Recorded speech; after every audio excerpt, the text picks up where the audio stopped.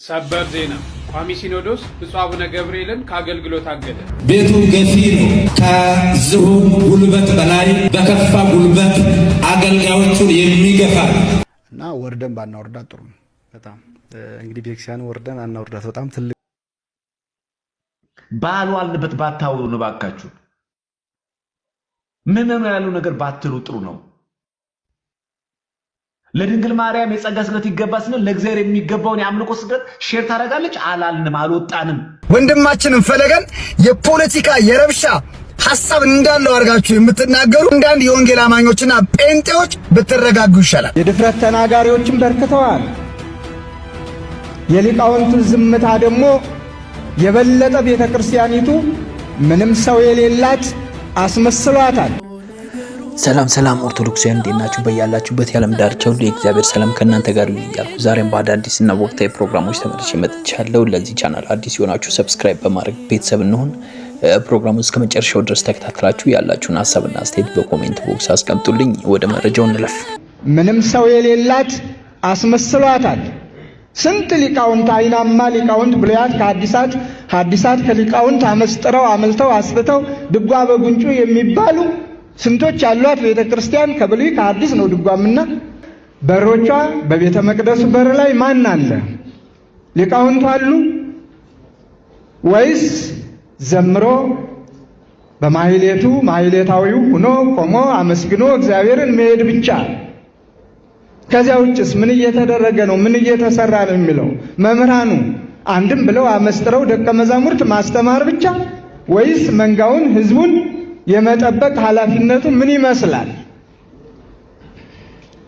ስለዚህ ራሳቸውን በረኞች ያደረጉ በረኞቹ ወይም በቤተ መቅደሱ በር ላይ ቆመው ሊጠብቁ የሚገባቸው ሊቃውንቱ ወደ ኋላ ሲሸሹ በመንፈሳዊ ቅናት ምን በለው በሃይማኖታዊ ስሜት ብዙ ዕውቀቱም ባይኖር የማመስጠሩም እድሉም ባይኖር ያነጋገሩም ፈሊጡም ባይኖር ቤተክርስቲያናችንን መጠበቅ አለብን ብለው ሁሉን ባይወክልም ያልኩት የጠበቁ ራሳቸውን የቻሉ ሊቃውንቱን በመሰል ደቀ መዛሙርቱ መምህራኖቻቸውን ተከትለው የሚናገሩት እንደተጠበቁ ሆኖ በስሜት ብዙዎቹ በበሩ ላይ ቆመው መልስ ሰጪዎች ሲሆኑ ለሚፈጠሩ ነገሮች ሁሉ ሊቃውንቱስ ምን ይስሩ? ምን ያድርጉ? በረሃብ አለንጋ ተገርፈው የተማሩ በዘመናቸው ሁሉ ራሳቸውን ለእግዚአብሔር ሰጥተው ያለ 5 ሳንቲም ደቀ መዛሙርቱን እየተኩ የኖሩ ህዝቡ ከቅድስት ቤተክርስቲያን ከራቀ ባላስፈላጊ ሰዎች ከተነጠቀ እምነቱን ካጣ ቀኖናው ስርዓቱ ከተሸረሸረ ሁሉም በዘፈቀደ የሚናገረውን የሚሰማ ከሆነ መጨረሻው ምን ይሆናል? ስለዚህ አይናማ ሊቃውንት ያሏት ታላቅ አንጋፋ ቤተክርስቲያን ሊቃውንቱ በአንድነት ተሰባስበው በማንኛውም መልኩ ጉድለት መስሎ በሚታያቸው ሁሉ የመምከር፣ የመዝከር፣ የማጥናት ለቅዱስ ሲኖዶስ ግባት የማቅረብ አቅጣጫ የመስጠት እድሉን ሊጠቀሙበት ይገባል። እንግዲህ እንደሰማችሁት ነው ከቅዱስ ሲኖዶስ ስብሰባ በኋላ የሰጡት ማሳሰቢያ ነው። ብፁዕ አባታችን አቡነ አብርሃም ለኢትዮጵያ ኦርቶዶክስ ተዋሕዶ ሊቃውንቶች ከዚህ በኋላ ዝምታቸውን እንዲሰብሩ በቤተክርስቲያን ጉዳይ ማንም ዝም እንዳይል እንደዚህ አይነት አውድ ያለው ማሳሰቢያ ነው የሰጧቸው። ወደሚቀጥለው እንለፍ። ብፁዕ አቡነ ገብርኤልን ከአገልግሎት አገደ። ብፁዕ አቡነ ገብርኤል ማርያም ቤዛዊት ዓለም አትባልም በማለት ከቤተክርስቲያናችን የነገረ ማርያም አስተምሮ ውጪ የሰጡትን ሕጸጽ ያለበት ትምህርት በሊቃውንት ጉባኤ በኩል በሚገባ ተመርምሮና ተጣርቶ ከመፍትሄ ሐሳብ ጋር ለቋሚ ሲኖዶስ በአስቸኳይ እንዲቀርብ ብፁዕነታቸውም ጉዳዩ ተጣርቶ የመጨረሻ ውሳኔ እስኪያገኙ ድረስ በመንበረ ፓትርያርክ ጠቅላይ ቤተ ክህነት ጽሕፈት ቤት ግቢ ውስጥ በሚገኘው መኖሪያ ቤታቸው በታቅቦ እንዲቆዩ ውሳኔ አስተላልፏል። ሲኖዶስ በእናንተ በኩል ተጠንቶ የቀረበውን ተጣርቶ የቀረበውን የማጽደቅ ኃላፊነት አለበት።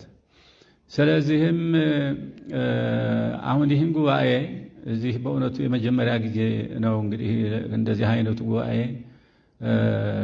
ሲሰበሰብ እንደሚመስለኝ ይህን እንደዚህ አይነት ከፍተኛ የሆነ የሊቃውንት ጉባኤ የተሰበሰበበት ጊዜ አላስታውስም። ምክንያቱም ዶግማና ቀኖና መጠበቅ ይህ ሁሉ የኛው ነው።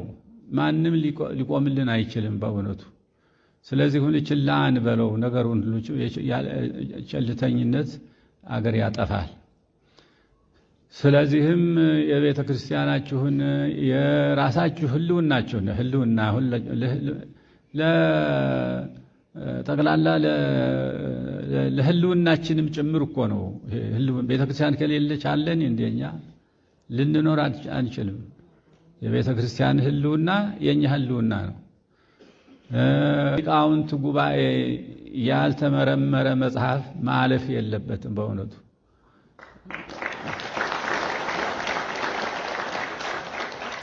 እሺ ቤተሰብ ለዛሬ ያዘጋጀሁላችሁ ፕሮግራም ይህን ይመስል ነበር። ከወደዳችሁ ላይክ ማድረጋችሁ እንዳይረሳ። ለዚህ ቻናል አዲስ የሆናችሁ ሰብስክራይብ በማድረግ ቤተሰብ ይሁኑ። መልካም ቀን።